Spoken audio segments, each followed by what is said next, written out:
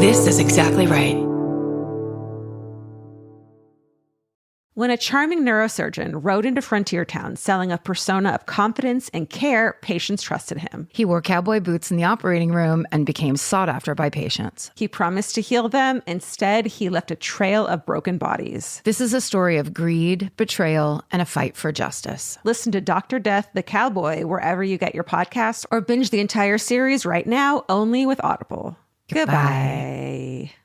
Sometimes the hardest part of therapy is just getting started. For real, which is why having help that's flexible, accessible, and easy to fit into your life matters. And that's exactly what Talkspace is designed for. Talkspace therapy and psychiatry is covered by most insurers, and most insured members pay a copay of $0. Part of the mission of Talkspace is to provide quality care that is accessible and affordable, whether or not you're insured. Talkspace has really made it just a kind of no-brainer to try therapy. If you're nervous about talking to someone, if you're nervous about the money, if you're nervous about leaving the house, you don't have to deal with any of that. They have covered it.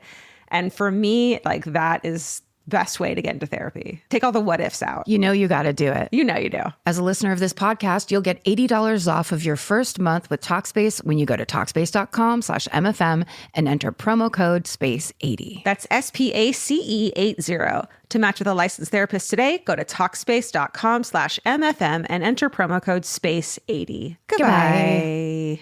Summer is for adventures, road trips, and adding a whole lot of miles to your car. That's why it's worth stopping at Valvoline Instant Oil Change first. Their trained techs help you get road trip ready with an oil change and an 18-point maintenance check included with every oil change, checking your tire pressure, wipers, lights, and more. Valvoline Instant Oil Change techs complete over 270 hours of training, so your car's in capable hands. Best part? You can stay in your car and you're in and out in about 15 minutes. Valvoline Instant Oil Change. Change wisely. Goodbye.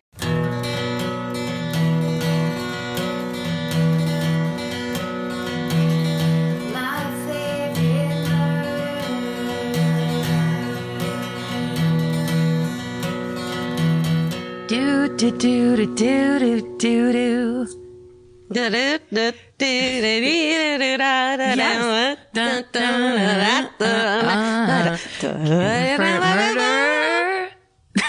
What'd you say? My favorite murder. Oh, this is my favorite murder. The podcast. Thanks, everybody. Hey, we decided to start with song every episode. Do you like light jazz? So do we. Wow. It's getting more uncomfortable at the top of the show. The longer we do it. Every time I hear our intros as we're doing them, I think of the person in a car with her friend who's like, you have to listen to this podcast. Just please listen to it, Mom. You're going to love it. Right. And then the opening comes in and it's like, it gets better. It gets better. They do this all the time. They are always, it's like funny because it's always so uncomfortable. It's funny because it's so bad you don't want to listen to it. And that's what they call irony, Mom. Mom, stop judging me. Mom, stop gripping the steering wheel like that. Can I tell you a mom story? Please. In the ongoing saga of my relationship with my lifetime relationship with my mother. It's always for life with those women. Forever. For sake. They're just there every holiday. Oh my God. Until they're not. And that's so depressing. Mm-hmm. My mom's mom lived to be 104, so I've got a fucking while to go. Yeah. That's really heartening. So I told her, I sent out an email to my family being like, hey, we're playing the Orpheum in March in LA, and you guys, I want you to come. It's like a big fucking deal, It's like LA hometown show. Big the deal. Orpheum's a gorgeous theater. I'm like excited. It's so good. And my dad wrote back, I'll be there, with +5. And it was, this person, of course we're going to go. And then my mom wrote back, literally, this is all she wrote. What time? No, I'm saying what time, because it was a question mark. What time? What time period? Yeah. What time? I'm saying it as it was written. And that was her inflection. That was her. And I know that's how 71-year-olds write emails. Yes. You know what I mean? Like they don't. It's just get any letter out that you can and hit send. This was coming from a woman too, who went to fucking DC for like a trip and called and left a voicemail and said, I won't have long distance. So call John if you need anything. How was she getting a hold of you? Long distance isn't a thing anymore. Did she mean cellular service? I don't think she knows that everyone has long distance. Like that's the thing. This isn't fucking 10-10-3-2-1 anymore. Mom, I'm calling you on a calling card, so I have to make this quick. I only have 7 minutes left. Oh, Janet, come on. Standing ovation at the Orpheum. If she goes, if it's not past her fucking bedtime. What time? I think really what she was saying is, please, Georgia, when you communicate with the family, get really specific. I think so too. Just let's get organized in these emails. So it's my fault. Yeah, that you're playing the Orpheum. Hey guys, we're playing the Orpheum on March 16th. Hopefully you can come. It's not sold out, is it? I don't know. They released some tickets, so it might not be completely, I don't know. Hey, look, I mean, if you're interested, look into it. I don't know. You don't have, do your thing. We feel like you've given us enough already. We don't want to make you do anything. My family, on the other hand, needs to fucking be there. They need to step up. What have they done for me? Now, do you know that my sister called me along the same line, and my father called her and said, when he heard we were playing the Orpheum, said, let's go down and be there for that show. So my sister's like, oh my God, Dad wants to come down. It's a big deal because his hip's all screwed up, so he walks like an orangutan. I get it. You've seen it. So then my sister's like, so I think we're going to come down. And my sister's getting all excited or whatever. And then I said, that all sounds great. We'll make it all work for Dad. And I said, but you do know that we're coming back up to San Francisco in the fall. And the second I sent the message of there's a possibility this won't be the last show that you possibly could come to. Yeah. My dad goes, oh, forget it. Just immediately bails on the plan. I want him to come because it'll be like our families are there. I know. And then Marty and your dad could hang out. Oh my God, my dad will just shout over Marty's head. Could we talk about our double date with your dad? Please. One of the most romantic evenings that I've experienced in a while. Fucking, he was down here, and Karen sheepishly, one of those, you don't have to do it. It's totally fine if you don't want to. I'm like, I know it's weird and it's a big, do you guys want to go to dinner? And Vince and I, of course, like, yes. It felt like we had just gotten off like a 9-day tour together where I was like, hey, how about you make more plans with me? I know you guys don't want to see me in also another Kilgariff, but please come. Please come. Oh my God, it was the best. We went to fucking Fancy Pants. Musso and Frank's. Which was like the fanciest thing. My dad always is a special occasion. He's obsessed with Musso and Frank's. I love it. We went there. He also has great memories because we went there, I think it might have been 15 years ago. And, I was with some of my friends, one of whom was my friend Kevin Sesha, who decided he was going to drink whiskey neat as his drink. So everyone else was ordering beer and wine or whatever. And he basically orders a double shot of whiskey. And my dad goes, Jesus, do you have a gunfight in the morning? And then that was like legend for a while. Oh my God. And when my dad said, make the reservation, I want to go to, he kept joking about it where I'm like, Dad, if you actually want to go to Musso and Frank's, we can. He's like, well, I would like to go there. And then he goes, remember we went there and your friend was drinking all that whiskey? I was like, yeah, I did. For someone who drinks that as much as my dad does, it really stood out to him that my friends were doing whiskey shots. Love it. Little did he know that that's all I drank constantly. It was the best. It was so good. And then like meeting someone's dad and like, this is why you're this way. You know what I mean? Like, not even like, he didn't do anything or say, he said some funny shit, but like, just to be like, oh, this is what we're raised by. Okay, this is good to know. Yes. And then I could see you getting embarrassed when he said certain things. He did certain things that I didn't give a shit about. Well, there was points where he was talking directly over Georgia. Yeah. Like, Georgia would go, da-da-da, and he would just, and then I finally realized, and I was mortified, and I realized, oh, he can't hear her, because it was really loud in the restaurant. My dad has such bad fireman hearing that if you have to have over 70-year-old hearing. Yeah, it's over, but also all the bells. That's why he started telling you guys that story of all the bells going in all the houses every time there was a fire. Oh, that's how the bell system was set up in the firehouses in San Francisco. Oh, so no. The bells just were going off all day long in their ears. Oh, I see what you're saying. So they all have hearing damage from like 60s to the 80s or whenever they put in their new system. But like, I get it. You said it to me, you were like so embarrassed about it, and I don't care and totally understood what was going on. Well, it just, I didn't want you to think he was a blowhard because he's really not, but he just kept starting conversations because he didn't look at Georgia. Like he would start it and look up and Georgia would be like, oh, like you were trying to ask him a question. I loved it. I just can't sit in silence. There wasn't much. There wasn't. It was really, really fun. Yeah. Vince and I adored him. Okay, good. Adored him. No, he's really is like an American classic and just a good time. Yeah. There are a few people that don't have fun with Jim Kilgariff. No, Jim is our favorite. Unless you wear a Keep America, Make America Great Again hat, and then he'll tell you to take it fucking off. Your dad and my dad are not going to get along. We'll just make a no hats rule. Okay. And everybody will be fine. Okay. Great. Do you have any? Yeah. It's the corrections corner that has needed to happen since the moment the last episode dropped. You've practiced it twice so far because it's so unfair. You practiced it twice at the Salt Lake City shows over the weekend, which were fucking awesome and fun. And thank you, Salt Lake City. Thank you, Salt Lake City. So much fun. What an amazing weekend. Yeah. We had already just had so much fun in Cleveland and Columbus. Like we were just every show is so fun. And it was like our last shows on tour until Europe. And it was great. It was so fun. It was so gorgeous in that city. Yeah. But the interesting thing was, we actually did a show Thursday night, which we almost never do.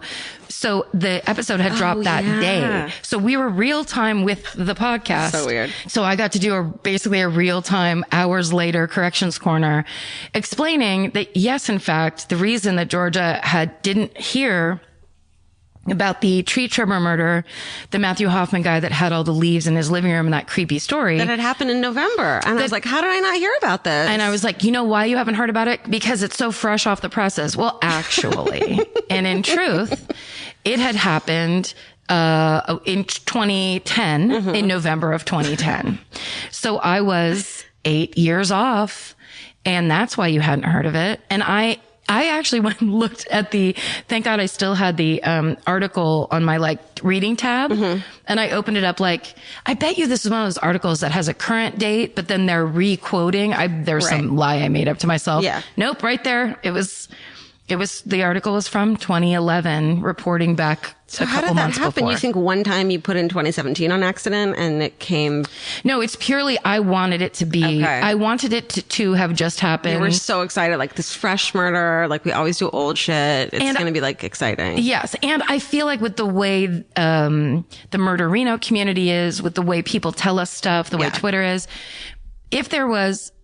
It just felt to me I had stumbled upon a thing that I found first, which is insanity when you think about how quickly those stories go up on the Facebook page or how quickly people share things. One person will tweet us about it and then you just won't hear about it again. Right. So I could see that.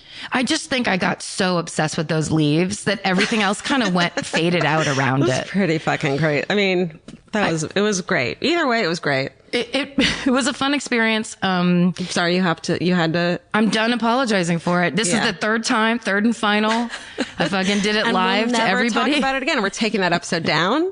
We're going to take it down. It's the lost episode. Steven accidentally deleted it. Oh, that's right. Steven. Yeah. So I hope everyone's happy.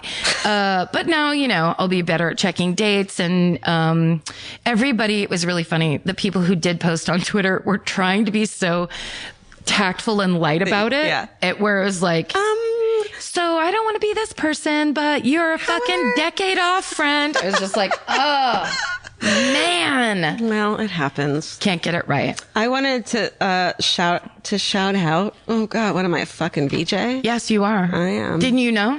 I didn't know. You're JJ Jackson. One of the gifts we got, of course we got a ton of stuff in Utah because everyone's Mormon and they just craft not everyone's wizards. Mormon. They're all Mormon. They're wizards. And so one of the things we got was a beautiful, there was 2 earrings and 2 necklaces that I found out it's called quilled, where you take a piece of paper and you turn it into a flower or whatever the fuck. Yep. Quilled. So this girl named Mandy Lee took pages from My Sweet Audrina and made us gorgeous jewelry out of it. Gorgeous. And so you can buy it at Artsy Heartsy Boutique on Etsy and see it. And so I was looking her up. She also did that adorable line drawing or like stick figure-y drawing of Small Foreign Faction of us in a band and you and I are playing. The old one with Elvis on the drums. Yes. She made that too. Okay. So she sells mugs and t-shirts and shit of that art print as well as my sweet Audrina quilled jewelry. And like she does, the quilled jewelry is like her thing and she does a ton of Harry Potter book pages. Oh, nice. With it. So I know a bunch of people who are going to like that. It's like really pretty fucking jewelry. And then it also is from my sweet Audrina, which is there were little strips of paper on the back. Like it would be the thing that the earrings were like pressed into or whatever. And then there would just be a strip of like my sister Vera said. Yeah. It was like these lines from that book. You knew what it was from. I love it. So and I mean, we get so many, we're sitting amongst a pile like post Steven stopping by the P.O. box, picking up boxes, like fucking cool as shit gifts. Yeah. Someone drunkenly accidentally went on eBay and drunkenly bought 6 packs of true crime trading cards. Yes. Only to find that in their state bought 6 boxes of packs of trading cards. Yes. So sent us each a box of them. We get a whole box. I don't know how many are in here, but it's amazing. A ton, right? A ton. Yeah. It's just, we're so lucky. It's like this is the box they would sell at the store. Yeah. It's so cool. It's really cool. Also this is another additional corrections corner that somebody pointed out that we weren't just talking about the Terminator and RoboCop, but you had also folded in a little bit of Total Recall into that story as well. I wasn't even going to correct that because I feel like none of that's a mistake. It's just fucking fate. And it's how this, what did you say to the podcast? You said someone tweeted you and was like, I hate to tell you guys, but you were talking about 2 different movies and you said like, you tweeted back, are you new? Oh, no. It was basically a guy who, and I'm sure he was a fan or whatever, but he was just going, they were talking about this, but then they actually turned it into this and then this. And they never stopped. It was like this, basically a statement that we never acknowledged it or even knew it was happening. And I just wrote back, you must be new here. Because it's just like, when doesn't that fucking happen? That's why I wasn't in corrections corner that thing. It's because like, we just fucking kept going. And I believed you and you believed in me. I could see it all in my head. There might have been a little bit of Men in Black in there too, for all we know. Here's the thing. We can't wait to hear your podcast and how great that's going to fucking and go. how 0 mistakes are ever fucking made when it's on the cuff. Let us fucking talk. And one of you has whiskey. Oh, I just also wanted to say, I just want to give a public formal apology to my dog, George, who... Oh my God! George went viral. Did you see this, Stephen? George... Fiercely private. My fiercely private dog, George, who doesn't want to be a part of this podcast in any way. I did a little video of her because she always drinks my fucking water. She didn't just drink. You made a video where she basically, if dogs could double flip you off. Yes. She fucking did a walk by drink out of your mug. And then Karen dryly going, that's mine. That's mine. It's the best. And it's only a 4-second video. Yeah. I highly recommend if you want to express yourself in any way, do it under 5 seconds. People really appreciate it. Totally. But she looks right at me. And then when I say that's mine, she wags her tail and walks away. Because like she knows she's not supposed to be doing it. It's very cute. But then all these people. She's also gorgeous. So it's like. She's a lovely lady. I like that dog because she looks different. Like when she's drinking the water, her ears are all long and flat and she looks like a hound. But if she hears like a squirrel in the backyard, then her ears flap up and she looks like a lab. Like she just changes constantly. She's like Ted Bundy. Sometimes she wears a really big turtleneck and then sometimes she wears a mock turtleneck. Teeth are real fucked up. That's what got her. But she ended up becoming a Twitter moment. And then, so all these people all these moment. That's listeners like are like, ha ha ha, George is famous. You got so mad. I saw your response to what? This is fucked up. I know. The first whoever sent it to me first, I thought they were making a joke. Yeah. And so then when I looked at it, I was like, what the hell? Like, what is happening? Because I don't understand how. I don't either. The whole Moments page, I don't Yeah, it's like, is it understand. just for you? Well, and meanwhile, I'm sitting here with Elvis petting him, and all he's been doing his whole life is trying to get fucking famous on, Go viral on the internet. And he's like, this fucking bitch, George. This fucking bitch comes in off the side. She's very mad and she's not talking to me. Yeah. Elvis will ride her down a set of stairs. You know, he did that once with a dog. Really? I found a stray. I brought it into my backyard. I lived like up a staircase, and I went in to get some food for this stray. It was like George, like a dog that size. And then I came out to like squeeze through the door to bring this dog the food, and Elvis broke through the door. And the dog was at the top of the stairs waiting for the food. Elvis jumped on the dog's back, rode it down the stairs, and chased it. Rode a dog down the stairs, chased it out of the yard. Wow. And the dog didn't come back. Aww. And he's like, I'll take that food, please. That's mine now. Oh, what a good boy. Okay. This podcast is brought to you by Squarespace. Every successful small business starts with someone saying, I wonder if people would actually buy this. Squarespace gives you everything you need to find out. From consultations to events and experiences, you can showcase your skills with a customizable website designed to attract clients and grow your business. With Squarespace's collection of cutting-edge design tools, anyone can build a beautiful, professional online presence that perfectly fits their brand or business. Get paid on time with professional invoices and online payments. Plus, streamline your workflow with built-in appointment scheduling and email marketing tools. Head to squarespace.com/murder for a free trial. And when you're ready to launch, use offer code MURDER to save 10% off your first purchase of a website or domain. Goodbye. You know your favorite summer clothes by what actually makes it into your suitcase. Find the outfits you'll wear all season long at Quince. Quince's 100% European linen pants, dresses, and tops are the pieces you'll reach for all summer long. They're lightweight, effortless to style, and they start at just $32. Their denim is soft and comfortable, and their organic cotton sweaters are perfect for layering when evenings get cold. Quince's beautiful 14-karat gold jewelry adds a subtle finishing touch. So I just went to Italy, and you bet I brought my 100% European linen scoop neck midi dress along with me in the color of floral waterfall, and I wore that thing all over Italy.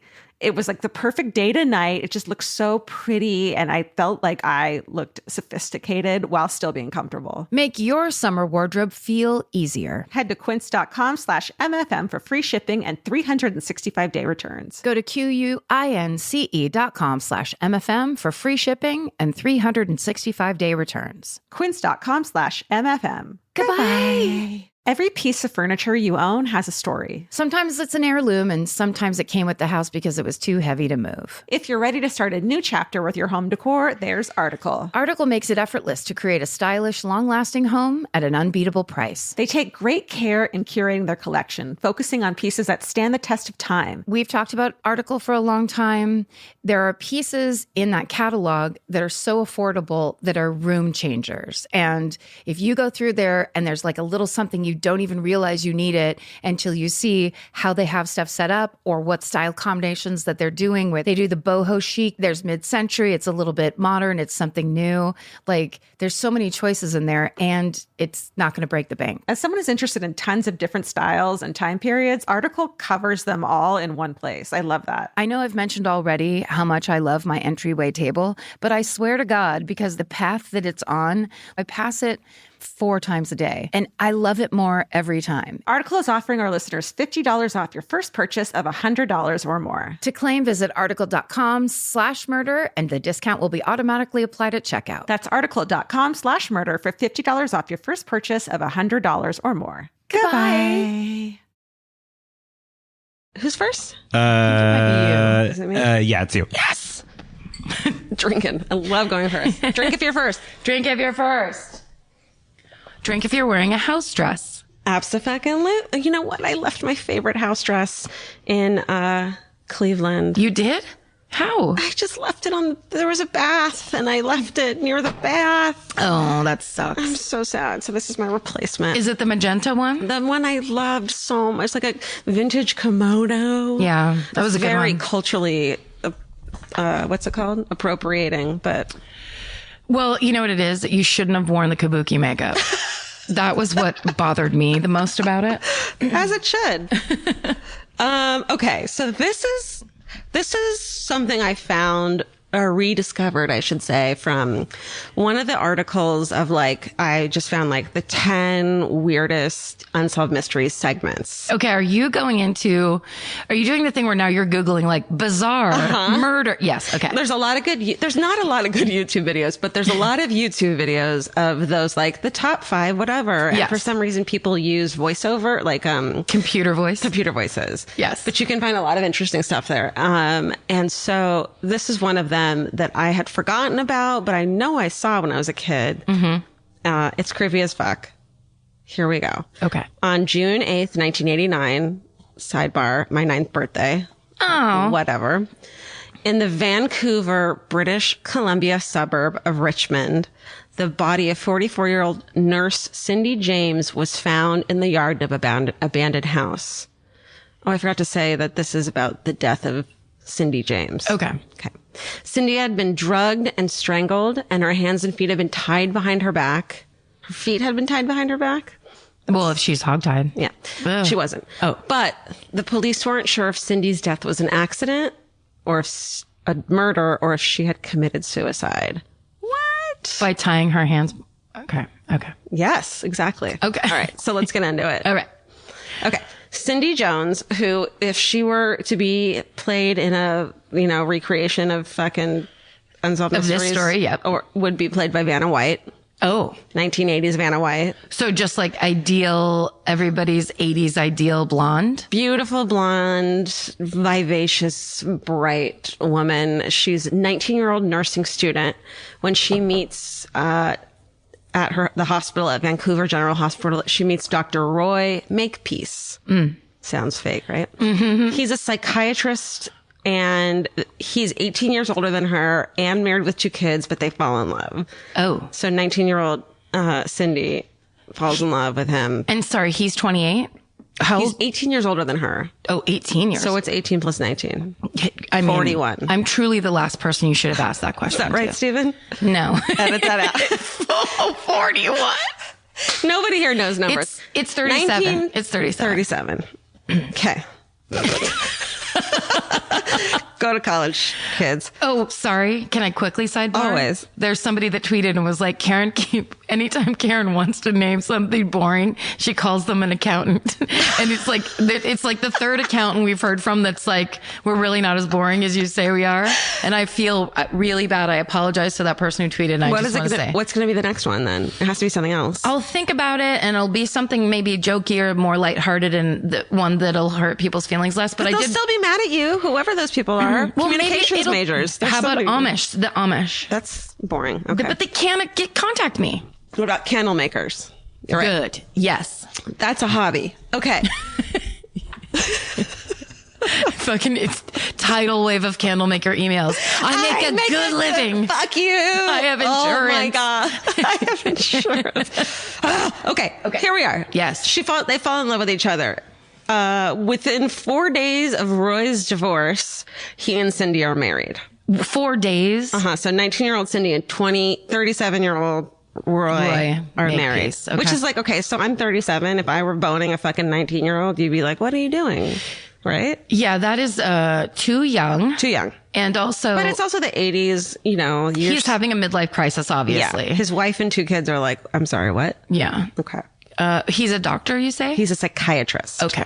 So, so they get married. Cindy graduates from nursing school. Later, she becomes an administrator at a program for children with behavioral and emotional issues. She's like the best. So after 16 years of marriage, they didn't have kids. Cindy ends things with Dr. Makepeace. This seems to be amicable. That's in 1982. They split up, and that's when her life hits the fan. So 4 months into their trial separation, Cindy starts to receive anonymous phone calls from a man who knows her name, knows where she lives, is like threatening her sometimes, or just breathing into the phone sometimes. And it was really scaring the shit out of her. It's very scary. Yeah. After a week after the calls start, someone smashes her window and breaks and smashes her window while she's out.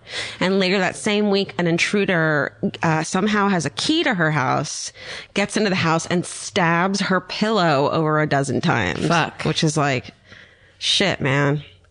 I just realized, I think I saw the headline for the story and the like Getty image for the story, because there was a knife on a pillow and it said this was recently, and it was like, this is the most fucked up X story you'll ever hear. X story? EX? I don't know. What's X mean? Like her ex-husband.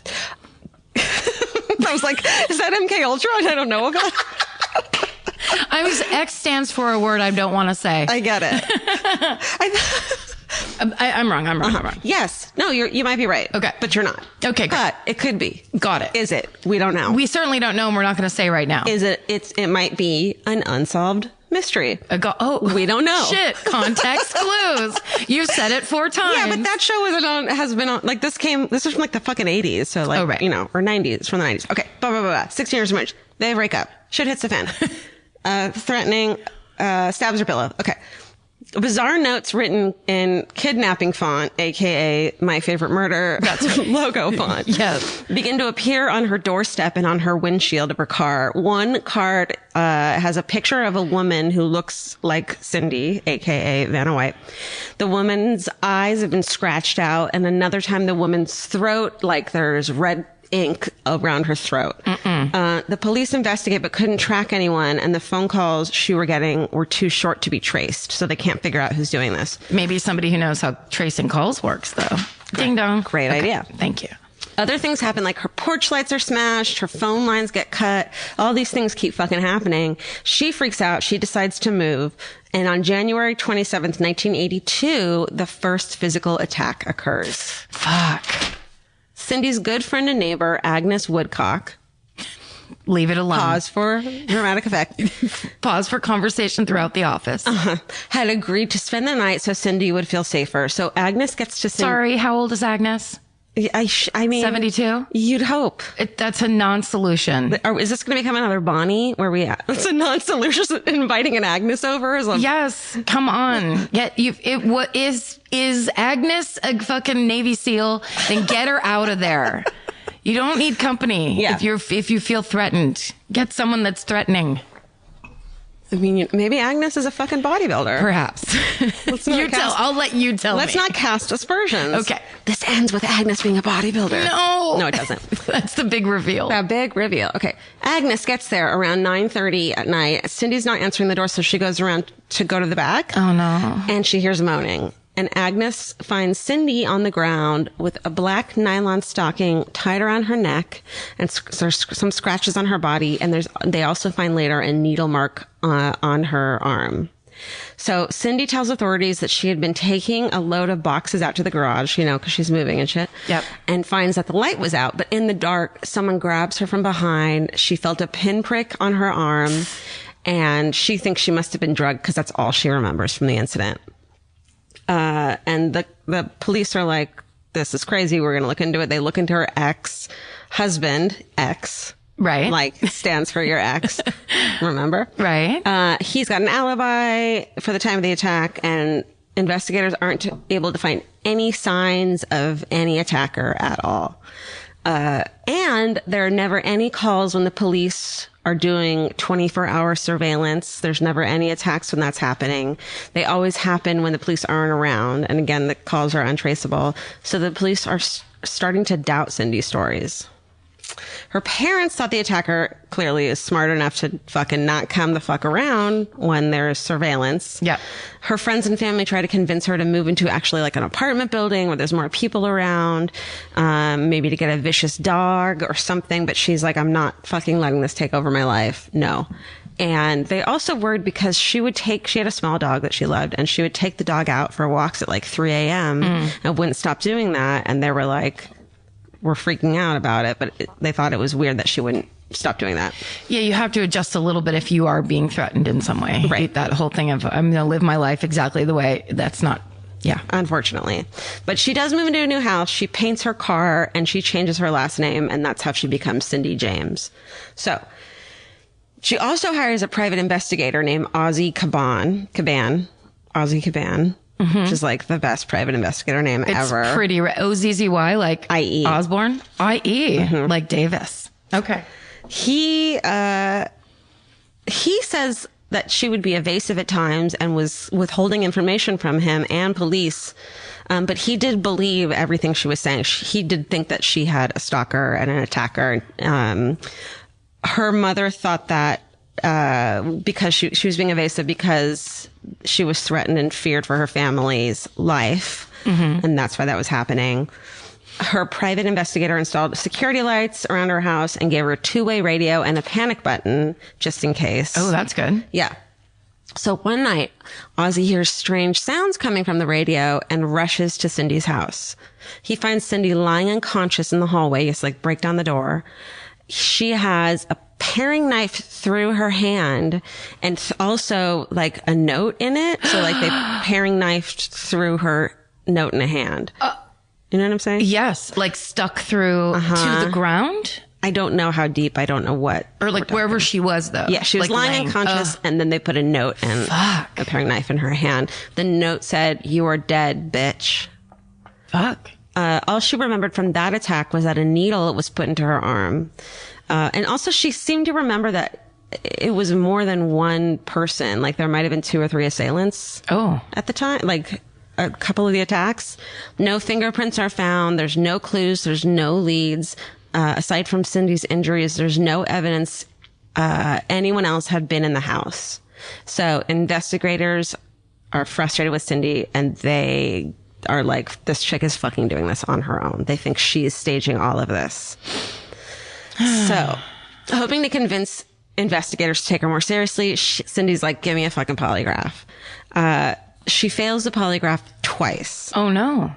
The operator suggests the stress she was under might have affected the results, and she's too embarrassed. She's embarrassed, so she wants the investigation to be shut down. She refuses to sign her statement, and she says it's because she's afraid for her family.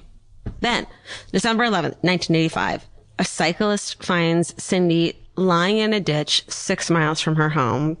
She's dazed and semi-conscious. She's suffering from hypothermia, has cuts and bruises all over her body, and she, again, had a black nylon stocking around her neck. Fuck. All she's wearing is a man's work boot and glove. She doesn't remember anything that could help with the investigation. Man. And then one night she has her friends, Agnes, our friend Agnes, and her husband spend the night to keep her safe.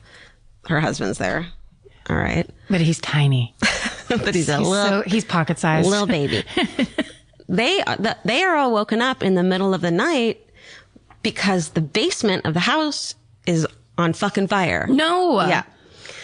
The phone line had been cut, so Agnes' husband, Mr. Agnes runs out and sees a man standing at the curb and yells to him to call the fire department. But the man just runs off. Which is like, but everyone says like, the man just ran off in everything you listen to. And then it's like, maybe he ran to fucking call 911. Oh, that's true. You know what I mean? Yeah, he doesn't, he's not like, cell phone time. Yeah, I'm doing what you told me to do. Yeah, I'm going to run off. Maybe he ran off and called 911. Maybe. We don't know. Maybe he didn't. Maybe he started the fire. Maybe he didn't. Maybe he was scared of yelling and he just ran. Maybe he was walking his dog in the middle of the night. We don't know. Police determined that the fire was started from inside the house. Because they saw no fingerprints on the window. They think the perp would have used that window to get in. There's no fingerprints. It's fucking Jean Bonnet all over again. They determined that Cindy must have staged the incident. And there was also another fire that happened another time that they think she staged. Letters and phone calls continue. Cindy's like, fucking, no one will believe me that I'm being stalked and threatened and attacked. She's freaking out about it. In June 1985, she's like going crazy. She tells her physician that she wants to die. So she's diagnosed with severe depression and committed to the psych ward at a hospital in North Vancouver. Wow. Yeah. So while she's there, she's examined by a psychiatrist who says that he determines Cindy's troubles are, quote, self-initiated. He said she'd fallen into a, quote, psychogenic fugue, an altered consciousness stemming from a deep-seated trauma, and that she wasn't even aware that she was behind everything. Mm-hmm. So she's there for 10 weeks and then is released. Okay. What do you think so far? I don't like that. Okay. It frustrates me. Here's the thing, and this is clearly just off the top of my head, but you don't cut your own phone line.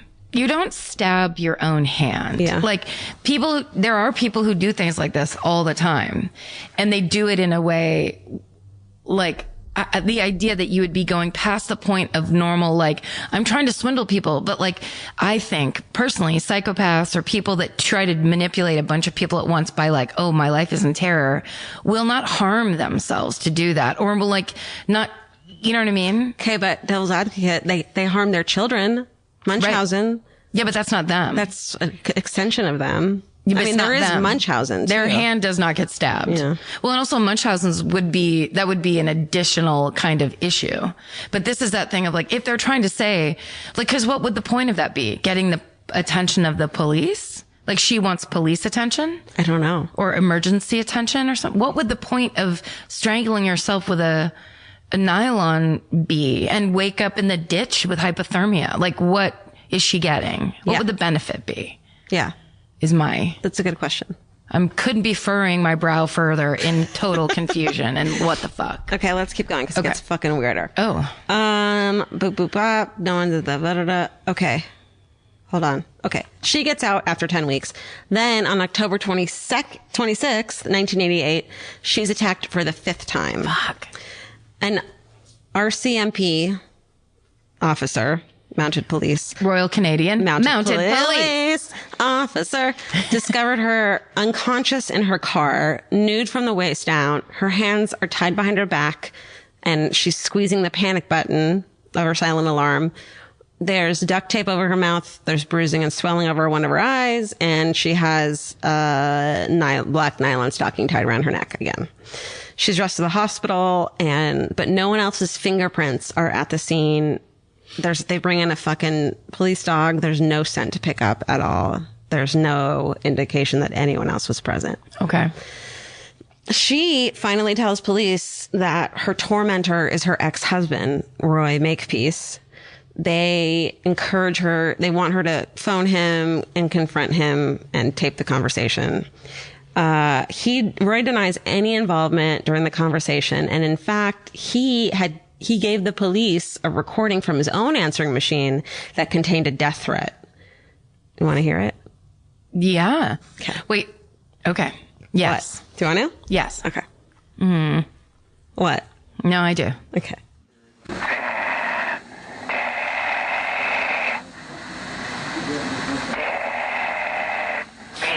No. Hello, everyone. Whose podcast is that? Oh, shout out to The Trail Went Cold with Robin Warder. Sorry, I stole that. What the fuck? And so everyone, Reddit loves this fucking story. Like, it sounds I've like a woman. definitely read about it before. Yeah. It does sound like a woman. It does. So Roy thinks that Cindy has multiple personalities and isn't even aware that she's doing these things to himself. But he's like, but I'm not behind this. Okay. And they tend to believe him. Mm-hmm. The psychiatrist. Yeah. Hold on. Incoming. Here's Roy. And then a train comes by. Okay. So she had been given those 2 lie detector tests and had been showing deceit in them, but she's given a 3rd one. And when she's asked if she staged one of the attacks, she says no, and she's judged to be truthful. So there's like a little bit of both going on. So after almost 7 years after the harassment started, Cindy is now 44, goes missing on May 25th. Shit. Her car is discovered in the parking lot of a small shopping mall where she had gone that day to deposit her check and to do some grocery shopping. In fact, her groceries are found in the car. There's blood on the driver's side door of the car, and items from her wallet are found under the car. So this is after nearly 100 well-documented cases of harassment, including threatening phone calls and notes, vandalism, and arson. 3 dead cats were found in her yard. Oh. I know. Sorry, Stephen. And me. And 5 violent physical attacks between 1982 and 1989. Cindy's body is found dead. 2 weeks after her car had been found, Cindy was found Her body is found by a construction worker in the yard of an abandoned house 1.5 miles from where her car had been parked. There's a fucking photo of it online. It's not gruesome, but she said. Just horrible. Yeah. Yeah. A black nylon stocking was tied tightly around her neck, and the autopsy showed that Cindy died from an overdose of morphine and other drugs. There was a needle mark in her arm, but they had been taken orally. Oh. Yeah. So the Royal Canadian Mounted Police, they believe that her death was an accident or suicide. They think she was responsible for her own death. Okay. So there's a fucking crazy coroner's inquest because they're like, was she killed by her stalker finally after 6.5 years? Or did she do this for herself? It becomes the lengthiest and most expensive public inquest in British Columbia's history. Wow. 84 witnesses are called to testify. There's a knot specialist who comes and is like, so her arms were tied behind her back. And the knot specialist shows how she could have tied up her legs, then tied up her arms in front of her and stepped through to tie them up behind her back. Oh, yeah. Within 3 minutes, she could have done that. Also that, So she had an overdose of morphine, but so people are like, how could she have done those things after taking morphine? But she had taken them orally, which meant she would have had like 15 to 60 minutes before that kicked in to tie herself up and to walk to that spot 1.5 miles from her car. Mm-hmm. So it was still possible she could have done it and maybe put the needle mark in her arm as a, red herring? Yes, that's the word. Thank you. But also they didn't find a needle or a vial or anything near her body or near her car. And sorry, the idea is she ties herself up and then takes 1.5 mile walk. She takes 1.5 mile walk or whatever, gets to this place somehow. And then does the tying. Maybe takes the morphine then, and then dies. Okay. So, but also the weird thing too is that her body, the place where her body is found in the abandoned yard is really close to the street. You can see in an old video, like an old interview with Ozzy, her fucking police dude. Mm-hmm. It's close to the street, almost like someone should have smelled it or saw her, and nobody did. So that was weird. And Ozzy, who still believed her, was like, that must mean that she had been dumped later, close to the time when she was found. Yeah, because somebody would have watched her walk in or like seen her around. Or smelled a body or seen her body lying in the weeds. Oh, because it was there. Yeah. Got it. So maybe. Okay. After 3 months of this coroner's inquest, the jury couldn't decide and called her death due to a, quote, unknown event. Whoa. And the death is classified as undetermined and still is. So, of course, there's a shit ton of theories on the case, and on Reddit especially, no one agrees. I'm like, did she have a mental illness? Dissociative identity disorder is one of the things. Munchausen, schizophrenia. Some people are like, maybe it started with an actual stalker and no one believed her, and so she kind of escalated it to make people believe her and accidentally did these things to herself. And then they look into like every single time she was found bound, it was near a place where she would have been found quickly, or she had the panic button in her hand. Right. So she would have never been left like long enough. She knew that Agnes was coming at 9:30 at night. She knew that she had the walkie-talkie with Ozzy. And so he heard weird sounds and came over. She put her own body, she expected to be found that last time when she died because she was near a walkway.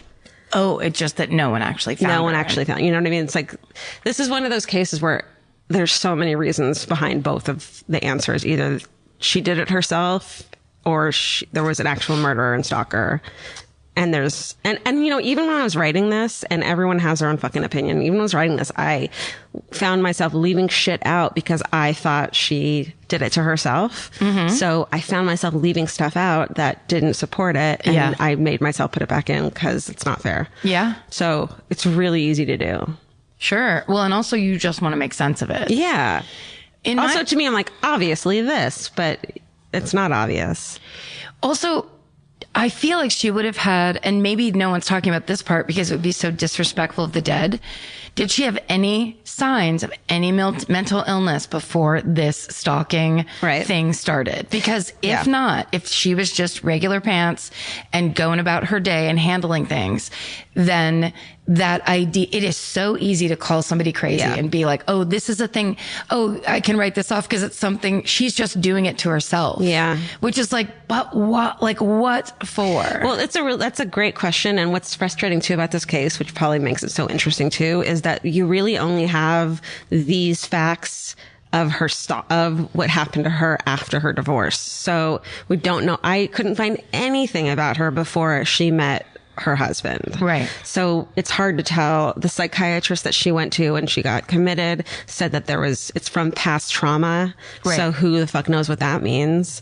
And she had this, like everyone's saying that she had this traumatic life event with her divorce, but they, by all accounts, had an amicable separation. So it doesn't seem like it was totally traumatic. Right.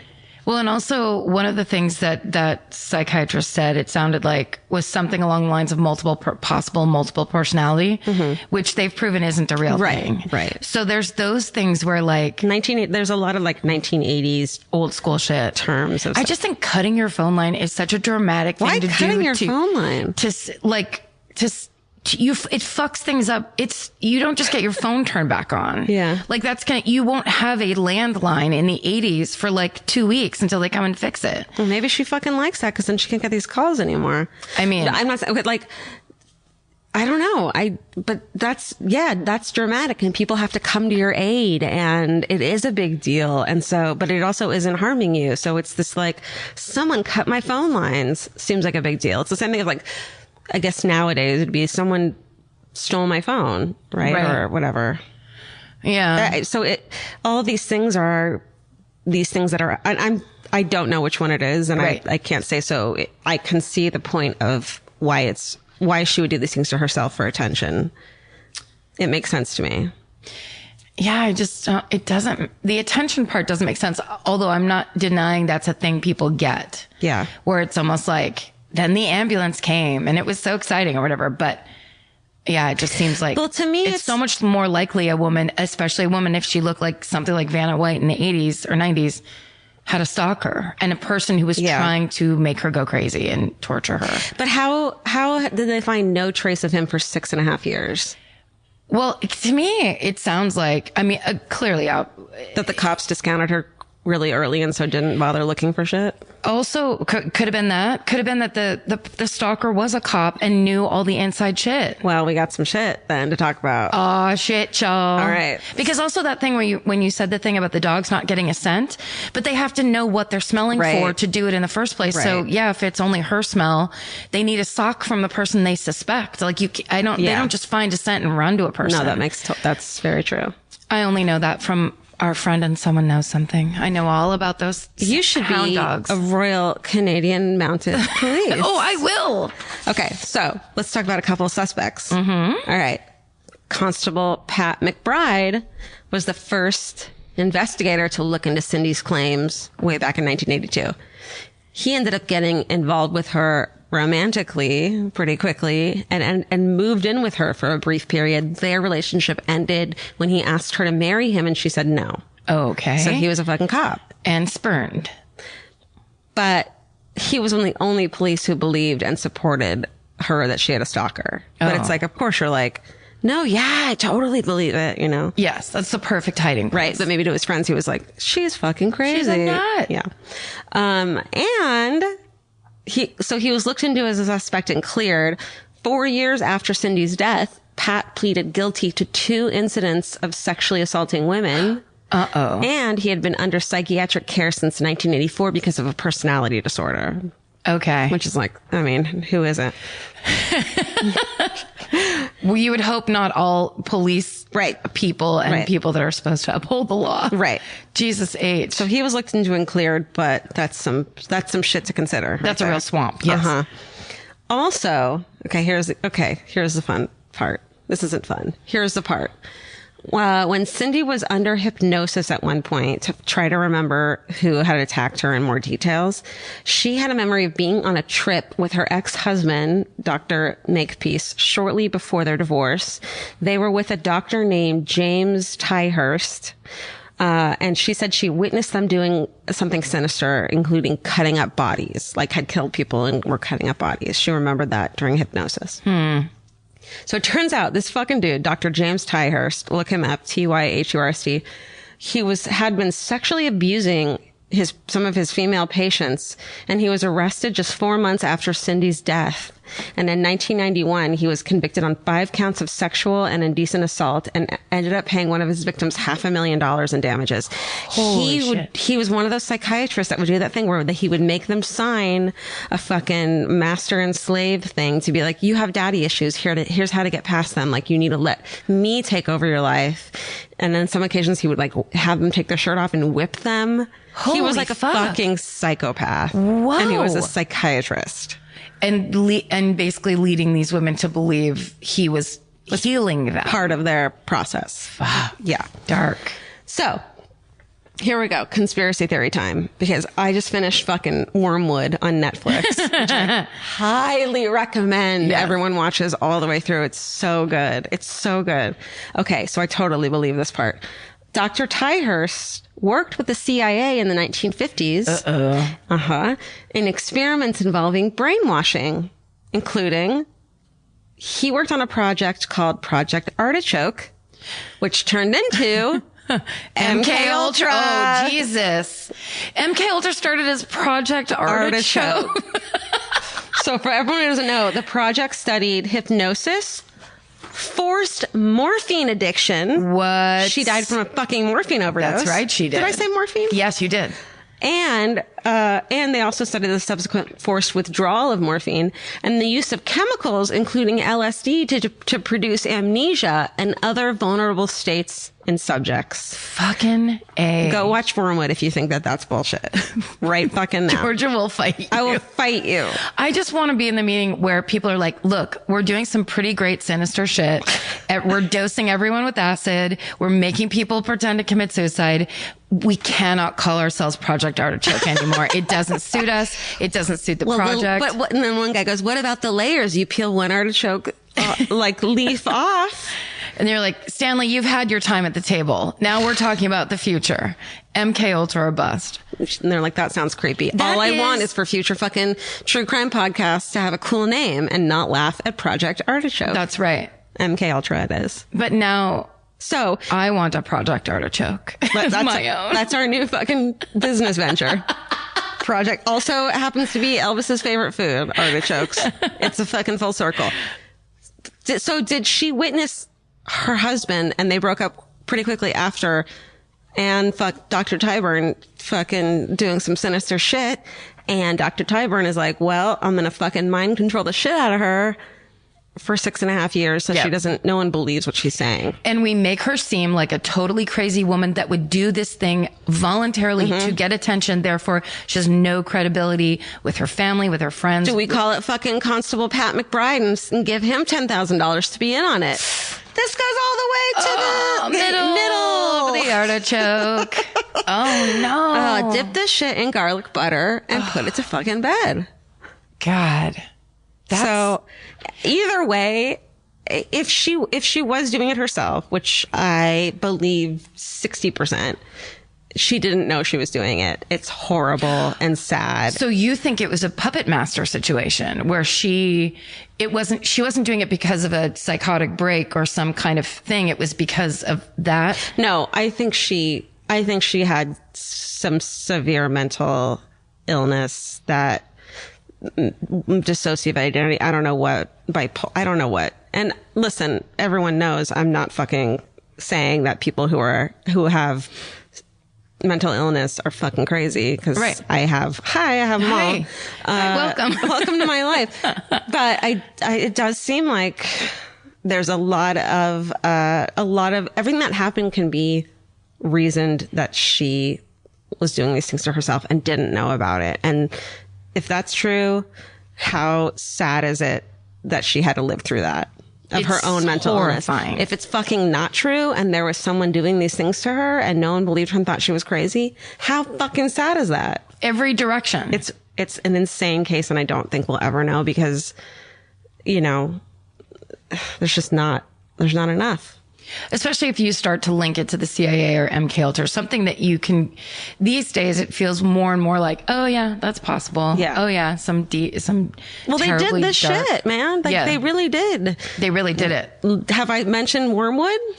Do I have to say it again? How many times? But it's funny because I've heard this story about her, and you really, not you personally, the story gets told really with this thing of like, here's this horrible thing, but also isn't even crazier if she was doing it to herself. Yeah. So you almost get served this worst case scenario. You know what I mean? Like, it's a more interesting story if she was doing it to herself, or it's a twist. I think what's so interesting about it is that nobody knows, and it feels awful either way. Either place you land on it, it feels awful. Yeah. Because she still was tormented. And no matter what. Right. I'm just saying you don't cut your own phone line. Okay. I'm just saying no one cuts a landline. First of all, how do you even fucking do it? I love that the thing that you have fucking a problem with. It's the only thing that I have in this life. But it's so like, for people who have never had landlines or didn't rely on them, you don't know how serious you are about this. It's kind of like how, I don't know if it's still this way, but like, I mean, I don't know if it's like a known thing or whatever, but it's like, you just couldn't get anybody to get anything taken care of in a short amount of time. Yeah. So that whole thing of like the window is between Tuesday and Friday and they'll come whenever they feel like it. I don't know. For something like a phone, I just don't see it happening. Also, the other day I was sitting at home and all of a sudden my power went out.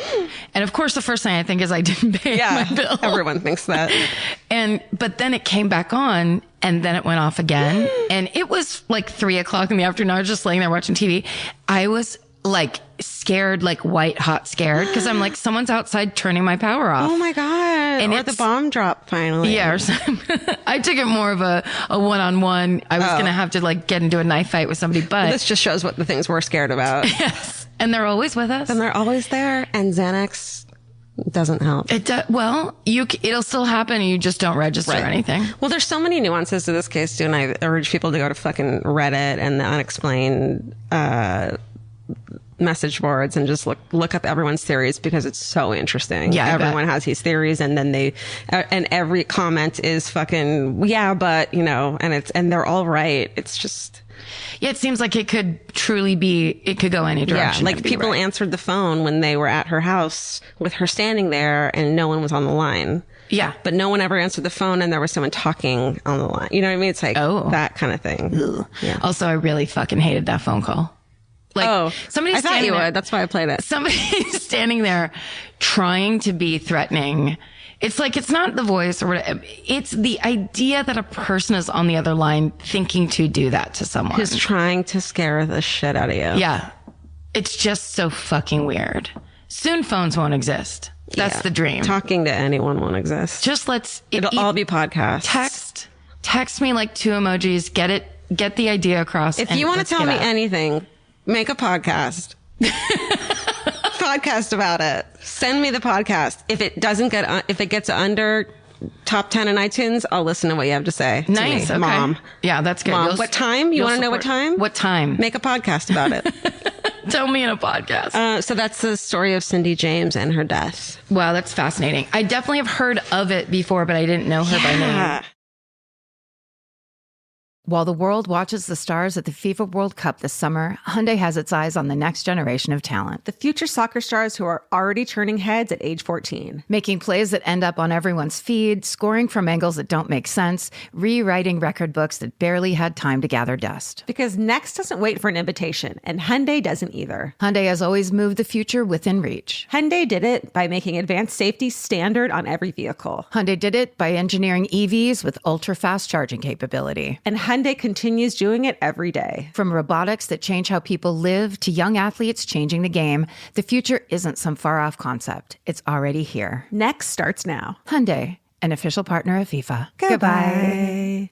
Support for today's episode comes from Square. Nobody starts a business because they love payroll Or invoices or business. and that's why they're Square. Square brings your payments, inventory, scheduling, staff, online orders, and reporting together in one connected system. You can take payments in person, online, or on the go and track sales and inventory in real time. Instead of juggling a bunch of different apps, Square keeps everything connected behind the scenes, so you're spending less time fixing problems. Whether you're just getting started or growing your business, Square is designed to grow with you without complicated setup, contracts, or hidden fees. If you're starting a business or running one that deserves better tools, Square helps you sell, manage, and grow without slowing down. Right now, you can get up to $200 off Square hardware at square.com/go/MFM. That's SQUARE.com/GO/MFM. Run your business smarter with Square. Get started today. Goodbye. There are some questions humanity may never be able to answer, like, what's the meaning of life? Or even worse, what do I make for dinner? Luckily, Hungry Root has one of those covered. Hungry Root is like having your own personal shopper and nutritionist all wrapped in one.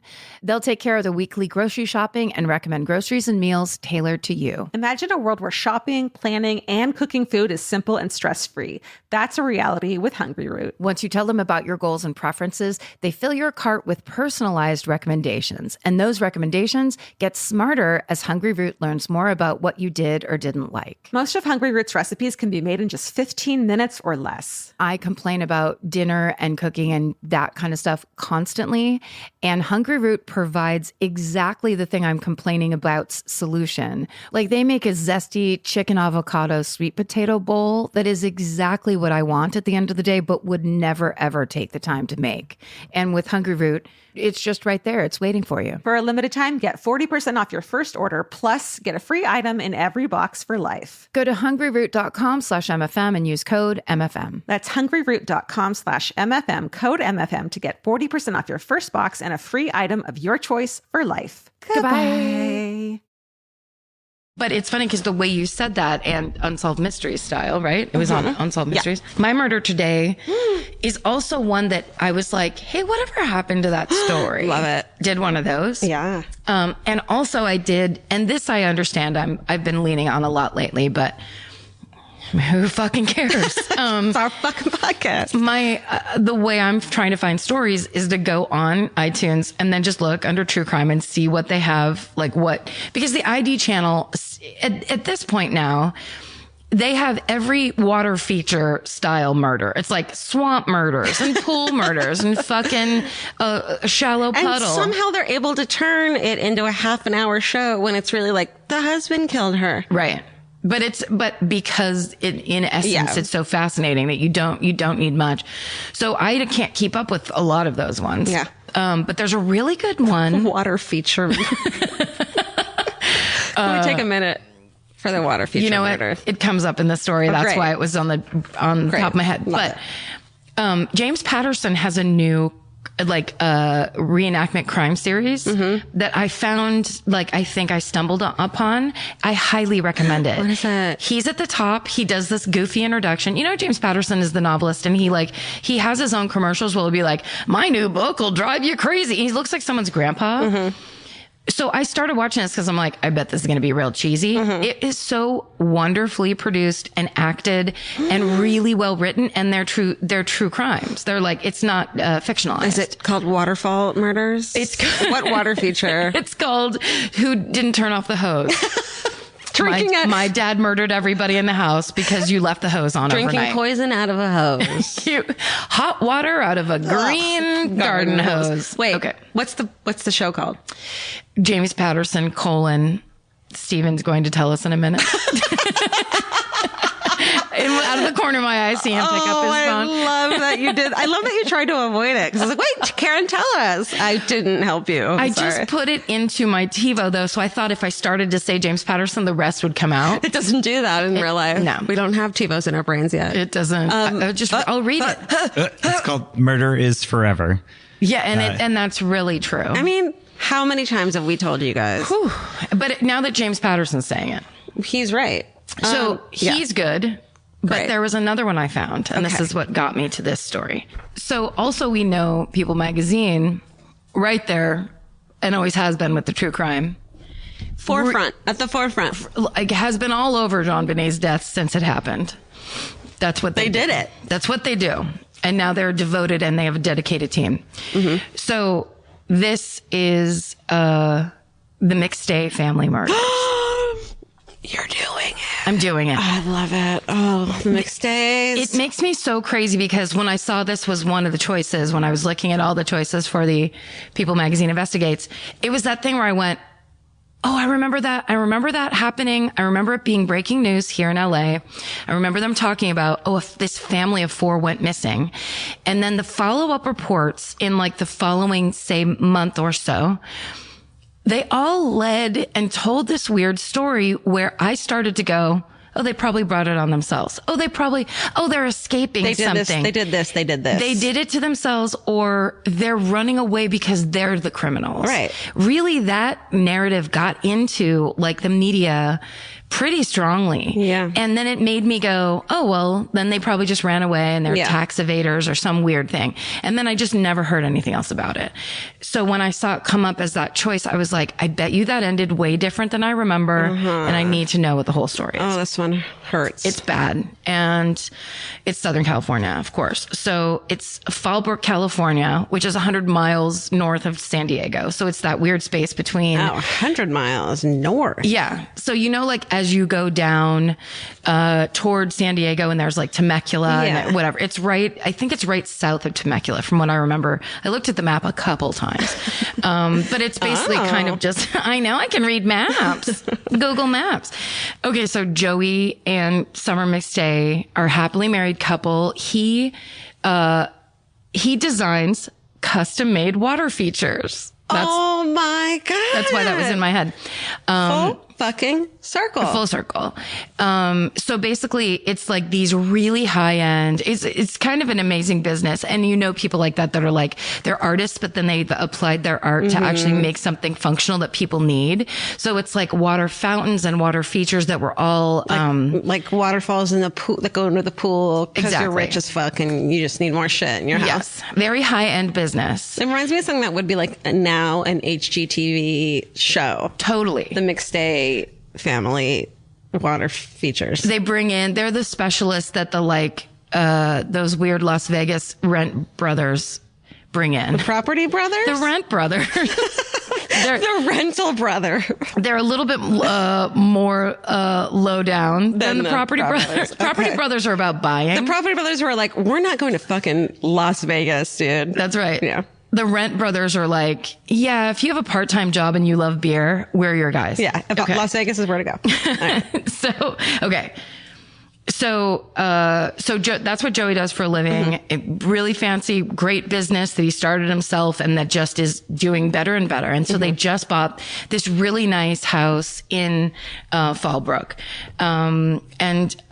Summer is a full-time, real estate agent. So they're doing very well. And they have 2 young sons, a 5-year-old, and a 3-year-old. So they, on February, I believe it's around like February 8th or 10th, Joey is what everyone calls him. Joey McStay's father, Patrick, notices that he's not answering his calls. Every time he calls Joey, it goes straight to the mailbox is full.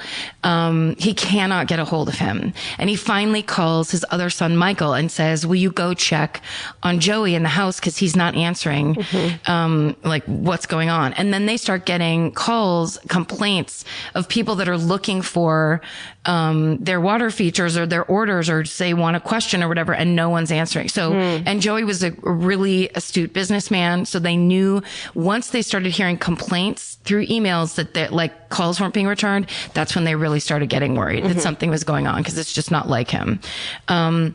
And actually the webmaster for Joey's company was the one that called and said, I got all these emails. It's like I can't get a hold of him. Wow. So then the whole family kind of gets together, and Michael, Joey's brother, and then Joey's business partner, who is the guy that took the designs and actually made the water features. His name is, Chase Merritt. He's like the construction dude. Yeah. He's like, you design it on the paper, then I take all the tubes, twist it around, make a water feature. Got it. We ship it out. Boom. We all make $10,000. they go over to the McStay's new house and they're looking around. They see that that Joey's truck is in the driveway, but that the family car is gone. The family car is an Isuzu Trooper and it's not there. They look over the back fence. The dogs are out in the backyard. They haven't been fed. They're like going crazy that people are actually there. And then Michael finds an open window and he goes into the McStay's house and they look around and there's no blood anywhere. There's nothing amiss. There doesn't look like there's been a struggle, but it looks like people were just there 5 minutes ago. So there's 2 little bowls of popcorn on the couch that are just sitting on the couch. There's glasses on the counter, reading glasses sitting on the counter. There's open cans of paint from a room that they were, repainting. They were open. No one leaves a can of paint open. Not even if they were going to run to the corner. It's like, what if the dogs get in? Da da da. Dude, or the kids. Yeah. I'm so anal retentive about that shit. There's no fucking way you're just leaving those. And I don't have dogs or kids. Right. And they said, later on, they say that they're the kind of people that they brought their dogs everywhere. So they wouldn't, like the idea that the dogs were out in the yard, not fed is was really upsetting to them. They knew something was terribly wrong. Sure.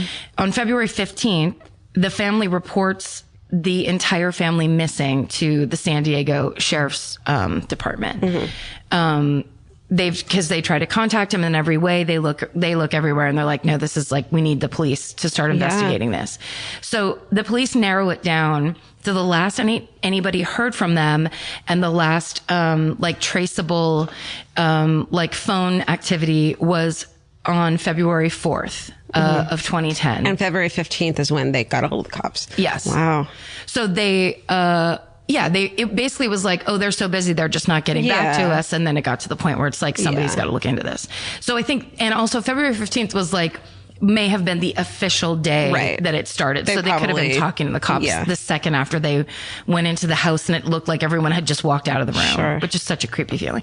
But anyway, so they see that, on February 4th at 8:28 p.m., a cell phone tower pinged Joseph's phone. He had made a call to an employee in Rancho Cucamonga to talk about work.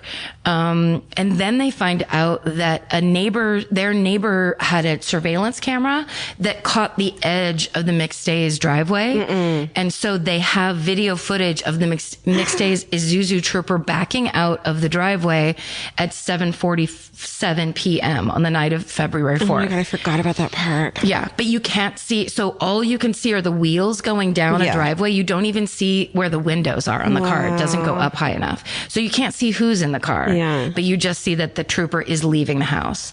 And then on February 8th, they find the family's 1996 Isuzu Trooper. It had been towed from a parking lot near San Ysidro, and the security guards later tell investigators it may have been parked there sometime between 5:30 p.m. and 7 p.m. And so then they start looking. It's basically a parking lot that's right next to the border. So then they start watching video footage because they're like, well, what if the family just went into Mexico and something happened? Because that's basically what the car being driven there tells them that. Yeah. So then they find What year is this again? I'm sorry. This was 2010. Okay. So, and I know that for a fact.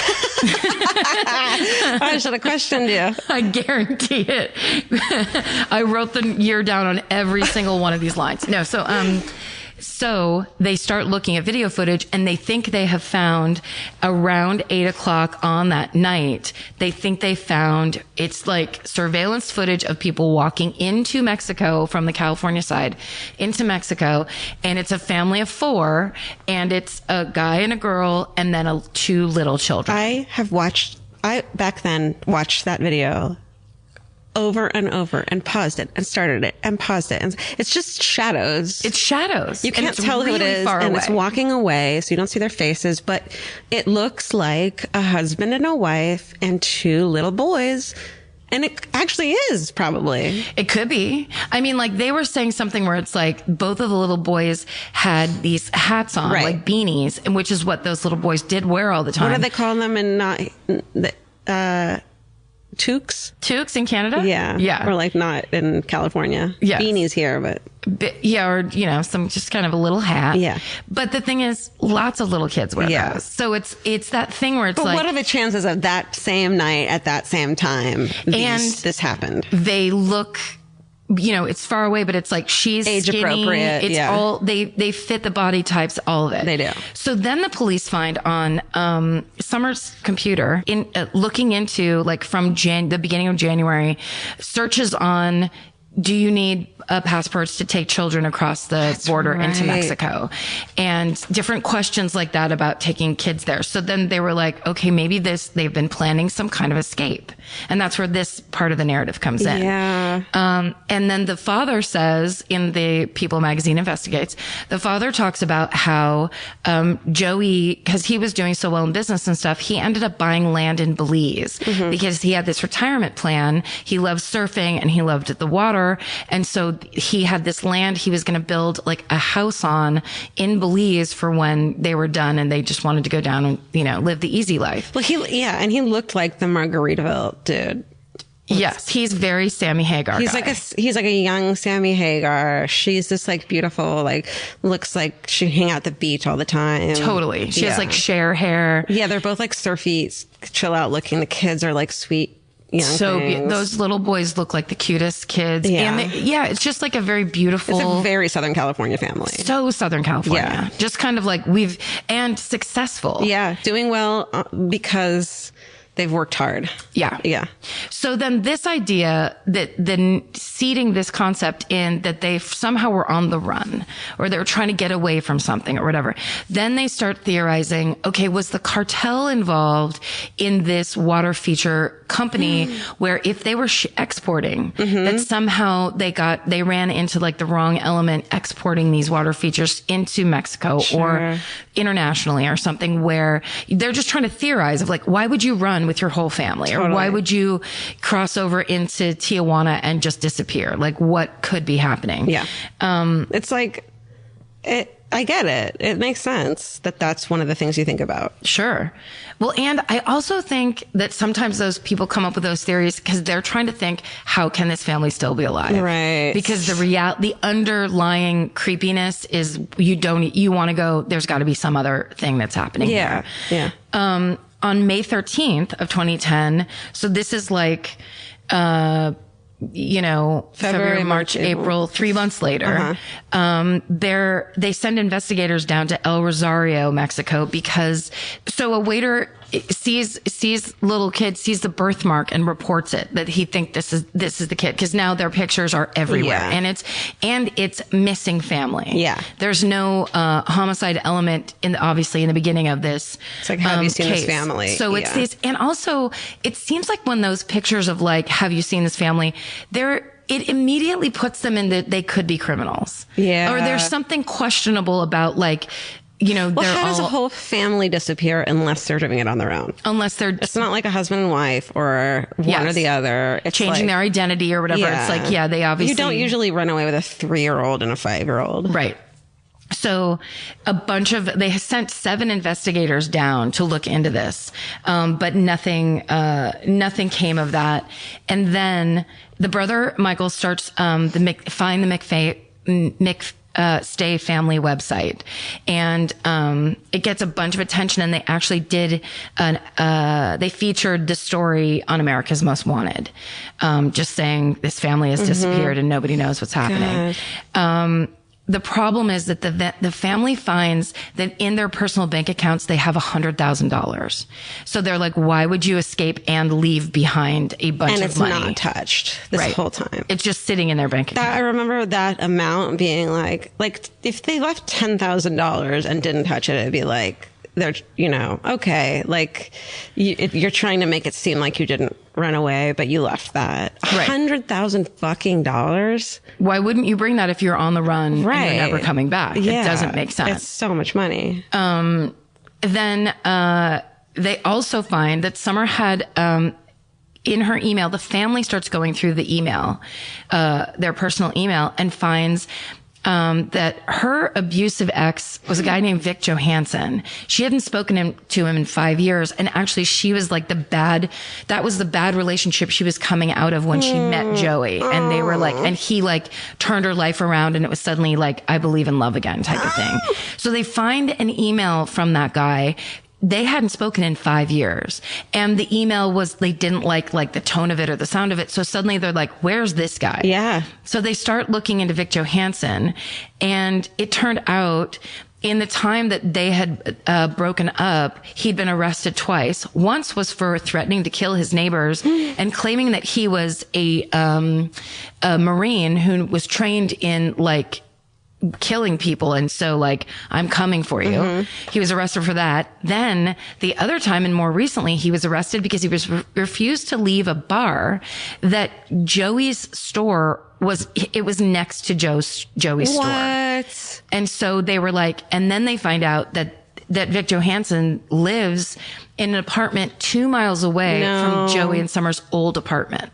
Oh, shit. So they're like, oh, this guy's in the mix, and nobody knew it or understood it.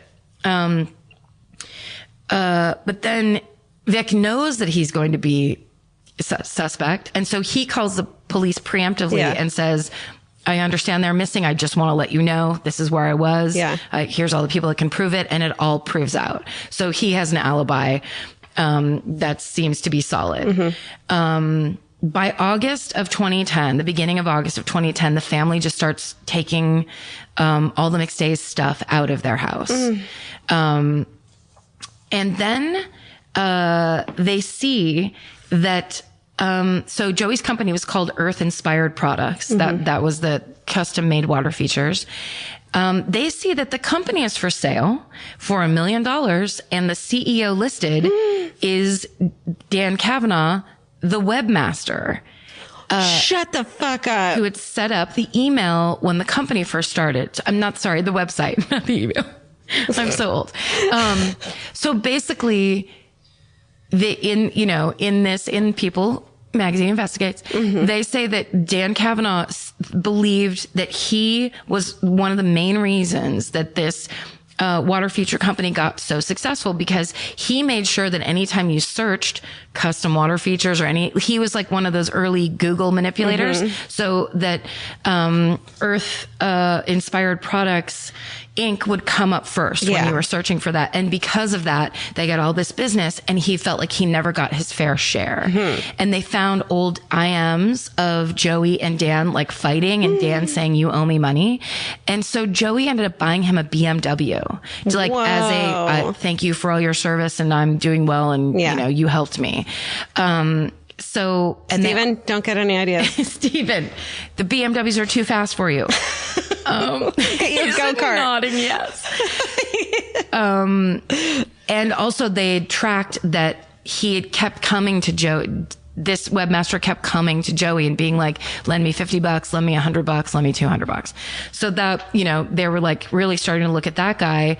And then he was like, I was on a surfing trip when that family just, you can look it up. Story. Well, it was the truth. Oh. But I think it's insane that he tried to fucking sell that company with himself as the CEO. Sure. Dude. What an idiot. What are you doing? Red flag. And also the case is still open. Like, why would you put yourself out there? So, anyway, that basically all of those leads go cold. The whole case goes cold for 3 years. Then on April 9th, 2013. Oh my God. Basically because of that surveillance video. Yeah. Which one? At the border. With the family, grainy from the back, saying it's them. Yeah. The San Diego Sheriff's Department investigators announced that the McStay family left for Mexico voluntarily. They're like, done. Yes. So they come out and they're just basically like, look, they're gone and we don't know what happened. Say goodbye. They just went to Mexico. Oh, shit. So, how frustrating for the family. It's terrible. And also, so this is April of 2013. In November of 2013. April to November. Got it. Right? I'm there. A solid 6 months. Okay. Or so. I don't know math. I mean, we could just pause it and add it up, but why would we? It's not this This isn't a maths podcast. British math. This isn't an accounting podcast. For fuck's sake. This is not a calendar podcast, clearly. On November 11th, 2013. Okay. There's a guy riding in the desert, the Mojave Desert. He's riding a motocross area. It's your new boyfriend. It's Jimmy Buttons. He wants to get back on the bike and just kind of experience the old times. Sure. He's out there and his tire hits something weird. He goes back. No. It's a human skull. No. Yes. He calls 911. I'm pretty sure it's the real call that was on People Magazine. Shut up. What does he say? What does he say? He just goes, yeah, I'm riding my motorcycle out here back behind the dump. And, I think I just found a human skull. Holy shit. Like he just sounds like the most bummed out motocross guy of all time. I just wanted to fucking top some wheelies. Yeah, I'm just trying to have fun like a kid because you know how hard life can be sometimes. And I found a skull. I saved some money and I bought this thing for myself because it brings me joy and it's the only thing I have that brings me joy left. And of course, death is around every corner. Sure, and we all know that. So can I get some help out here? So I found a skull. Oh, the poor Jimmy. But now here's the thing. Okay. Jimmy Buttons, XOXO. The San Bernardino Sheriff's Office takes over because it's up. It's the where that skull is found is up in the desert, and it's not it's not San Diego Sheriff's Office anymore. Different place. And so it's two separate counties, two different places. So San Bernardino's like, yeah, we got this. Everybody else can back it. Yeah, you remember San Diego? How you were like, no, they walked away. They walked into San Diego. Tijuana. San Bernardino's like, Yeah, they're like, so we're on this, and they send forensic investigators to the site, including an anthropologist. Nice. And they work all night and into the morning. And then the next day, November 15th, San Bernardino County Sheriff John McMahon identifies the bodies found as Joseph, Summer, Joseph, and Gianni McStay.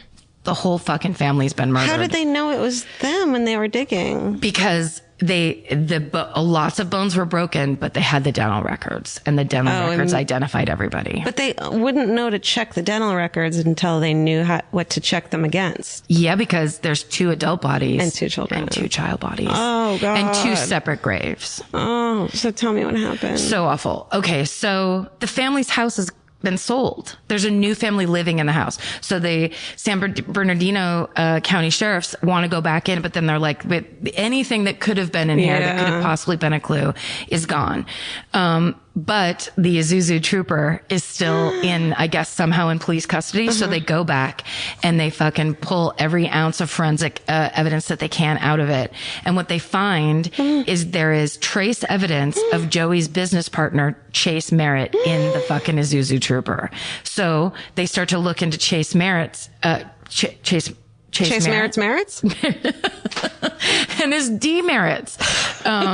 Turns out he's an ex-con with a mile-long rap sheet. Oh, Chase, you've been chased down. That's right. So many words that are other words. Your chase has come to I don't know. There's something there.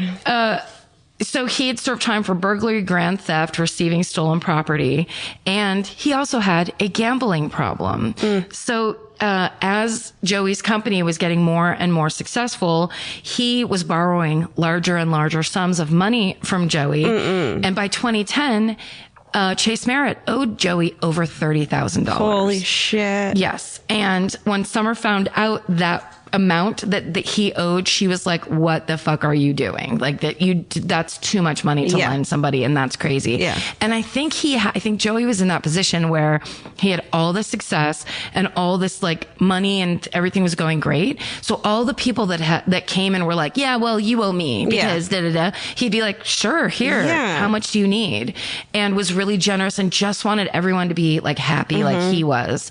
And it was like, he's grateful for everything he has, and so he's making sure he's paying it to people who helped him get right there. Exactly. And Chase Merritt's there going, well, I'm your business partner and I'm your guy, and I just have this little, please hold me over for a little while, I just need $10,000. So basically, as they continue to look in, they know Summer was really upset about that amount. She wanted to talk about it, like that it was like a real issue. Then they look at Chase Merritt's phone records, and on the night the McStay family went missing, his cell phone was shown being used right near where the bodies were found. And they found out that Merritt's sister lived close to that location as well. They had grown up. It was, I think, near Victorville. It was like Mojave Desert somewhere. Basically, that's where he knew the area very well. So why didn't they know that before? I know. They didn't look into it. Yeah. I guess. Because they were like, oh, there they are in Mexico. Yeah. Everything, that's fine. So then, I like to think forensic accountants found this out, but I don't know who did. It I bet they did. It was some super exciting, wonderfully dressed, chic, hot, exciting. So cool. Forensic accountants. Yeah. Find that Chase Merritt had written a company check for the amount of $21,000 after the McStays went missing. Oh, shit. Which is just fucking stupid. Yeah. So I would think that would be the last straw, but the chronology could be wrong. So any number of those things could have been the last straw. Sure. Finding out that his sister lived nearby, all those things. Yeah. But basically they're like, oh yeah, okay. So on November 7th, 2014, San Bernardino County Sheriff's investigators announced that they have arrested Charles Chase Merritt, and he's charged with 4 counts of murder in the McStay slayings. Okay, so prosecutors allege Chase Merritt has a gambling problem. He killed the family for financial gain, and basically he wrote checks totaling more than $21,000 on Joseph McStay's business account in the days after the family was killed. Then he went on a gambling spree at nearby casinos. Which one? Morongo? I bet it was Morongo. Go Morongo. Don't do it.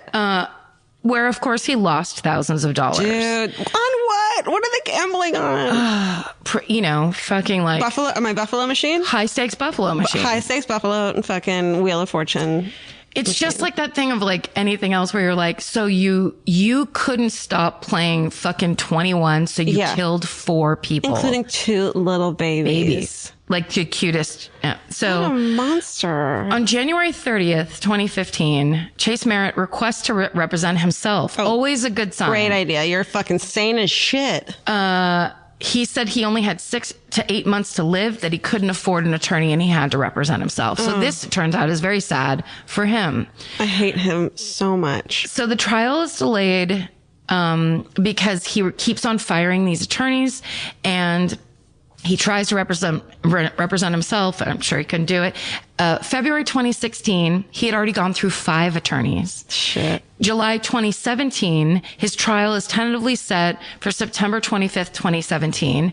A month later, a San Bernardino County Superior Court judge sets a November 13th, 2017 trial date.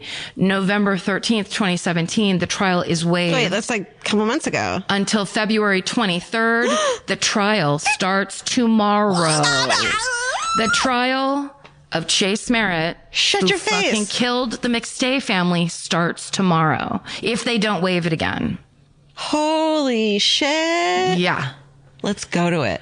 Dude, and the cool thing about the way People Magazine Investigates set up that thing was, I was like, oh, it's totally that ex-boyfriend, clearly. Yeah. Then you go, it's totally the web. Well, I'm like that too. webmaster. With anything I watch, it's them. It's that. Like, it's the next person. But that within that world, the police had so much work to do and so many people to like peel away. Yeah. The really awful thing though is this family, Joey McStay had electrical cord around his neck, but the whole family was bludgeoned to death. Oh my God. And they found the sledgehammer where the bodies were buried. How did he do it? Right? And like whoever did this, and if it was him or somebody else, sledgehammer to death a family. Like it's a monster among us. It's so horrifying. Oh my God. Yeah. It's just like, I think what always bothered me, and I followed this case, obviously not until recently because I didn't know that was going on, but I think once I found out that their bodies were found, I was like, I can't this anymore because you'd been hearing so much about it. Yes.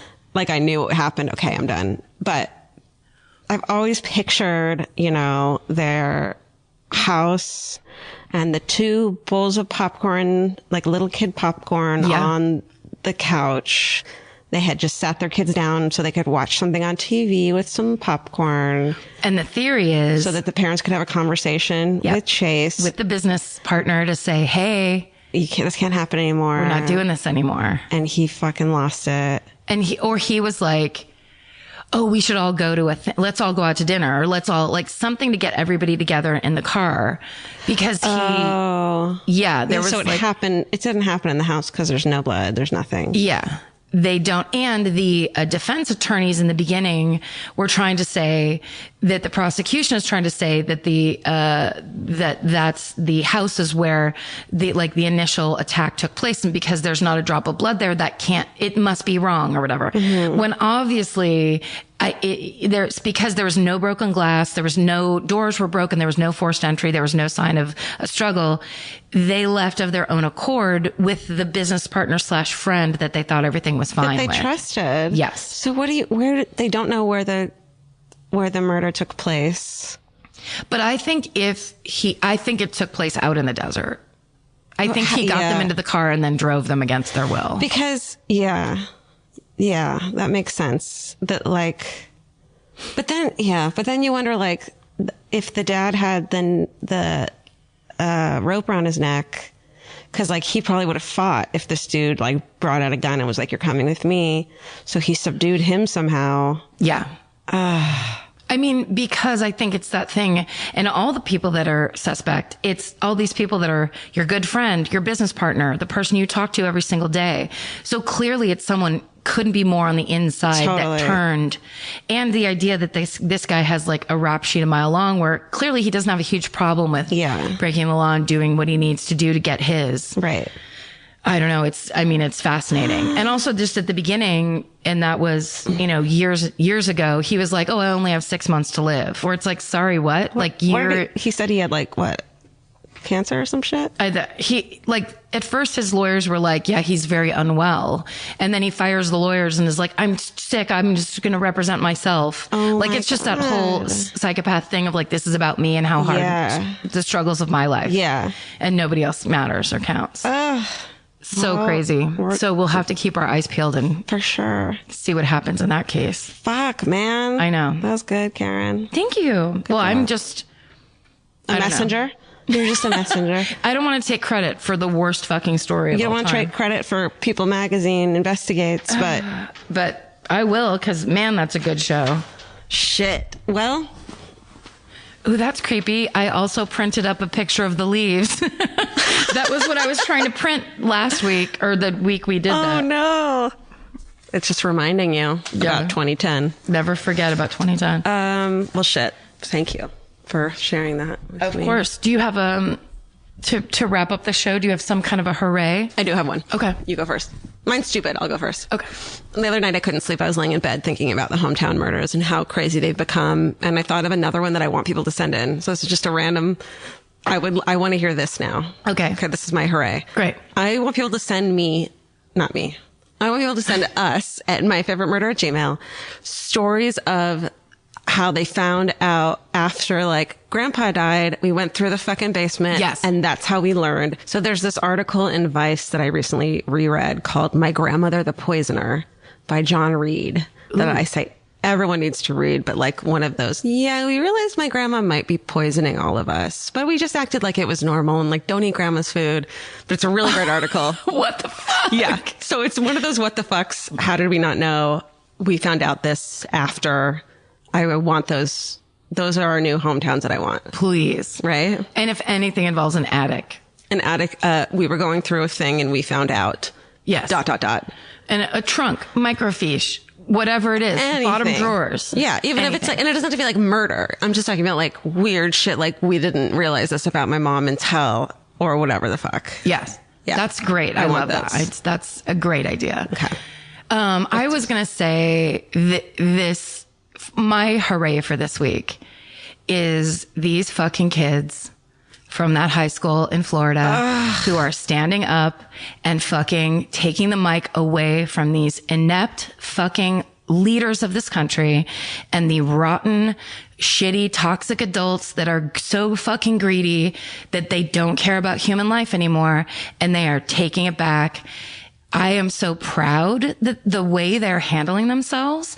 And I just want to say to all these kids that are watching other kids be this empowered, and just know the world needs you so bad right now, because these adults have gone insane, and you are the voice of reason. And anyone trying to tell you you can't talk or you're being over emotional, you don't have to listen to any of those old fucks at all. And you're not over emotional. Your opinion matters more than other people's, because once you stand on the other side of a fucking AR-15 and almost die in your high school, you get to say what you think about gun control, and your opinion matters. And you don't be stopped by fucking closed doors of senators and governors. Don't be stopped by internet trolls. Don't fucking fall for any of that shit, and do what you know is right, because those old fucks they're locked up in greed, and they're locked up in fucking shitty, like they don't even know what they've gone insane, truly. And we need you so badly right now. So congratulations. And I'm so sorry, but also fuck yeah, like rise up, children. Yes. And even the people the teenagers who you haven't had a shooting at your school yet. To me, the thought, I graduated the year before Columbine, and now the thought of going to high school, knowing every fucking day that could happen, is terrifying to me. And I'm not in high school. Yes. So everyone who's in high school and in college and in these situations, like why is the words school shooting so normal? Yes. It shouldn't be. No. It's all these kids who need to fucking do something. And you're totally right. And it's not just the fucking people, it's the adults. As someone who's 37, we stop giving a shit and we go fucking dead in the brain, and we don't know what to do. Yes. So we need you so badly. It's your fucking future. We support you. I saw something today that was like, schools are fucking threatening to suspend students. Yeah. I got suspended in high school. Guess what? It doesn't fucking matter. Not only does it not matter, but guess what? If you get shot by a fucking AR-15 because some fucking alt-right racist piece of shit runs through your school trying to shoot people, it won't matter suspended or not. We are at a really crucial time where what these kids are doing are standing up and going, no fucking more, because we almost died. Yeah. They're not spoiled little activist children. No. They're not like these pieces of shit that are trying to talk shit about them. They are people who A, survived, and B, now have a clarity that you can only get when you fucking almost get killed, where you step forward and go, I know what matters. I know what doesn't matter. And I'm about to tell you something. And these old men that run this country, that are so obsessed with being in a fucking yacht club that they don't give a shit about human life, that generation is dying off. I mean, I can't imagine how fucking scared the NRA is that they're coming after them. I am so we are fucking rooting for you. We're behind you. And also, you're 17. A lot of you are 17 or up in that area. In 1 year, you can start fucking changing everything. Yeah. And you will. And in the meantime, your shit's going to be expunged. So just fucking get out there. Yes. And get arrested. And keep going on social media. Keep doing the things that you know how to do that they don't know how to do, which is communicate on social media. There was that brilliant thing where people started to try to accuse one of those survivors of being a crisis actor. Yeah. And he fucking came back on Wolf Blitzer and was like, if any of you saw me in our high school productions of Fiddler on the Roof, you would know I am not a crisis actor.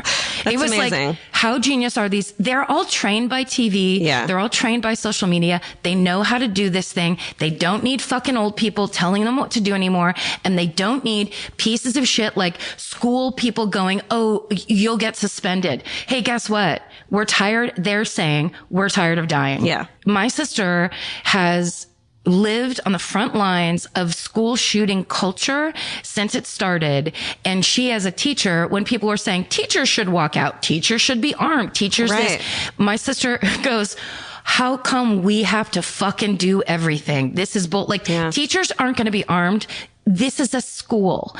That what we need is less guns, not more. Right. that the fantasy of arming everybody to the teeth. Did you see that thing online where they showed a picture of moments before Ronald Reagan got shot? And there's just all these arrows to all the CIA going, good guy with a gun, good guy with a gun, good guy with a gun. And he still got fucking shot. He was surrounded on every side. Yeah. So drop the fantasy that arming everybody is the answer and start looking at the fact that this country has too many fucking guns.